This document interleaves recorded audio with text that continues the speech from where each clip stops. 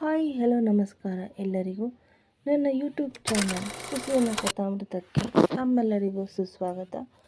ನನ್ನ ಮೊದಲನೇ ಕತೆ, ಪ್ರೀತಿ ಹೀಗೂ ಉಂಟಾ.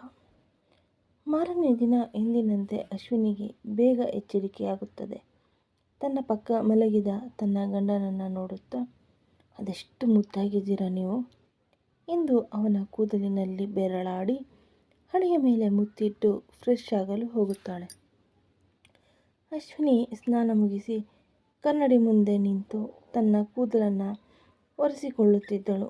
ಆಗ ತಾನೇ ಎದ್ದ ವರುಣ್ ಅವಳು ಉಟ್ಟ ತಿಳಿ ಹಳದಿ ಬಣ್ಣದ ಸೀರೆಯಲ್ಲಿ ಆಗ ತಾನೇ ಅರಳಿರುವ ಪುಷ್ಪದ ಹಾಗೆ ಕಾಣುತ್ತಿದ್ದಳು ಅವನ ಕಣ್ಣಿಗೆ.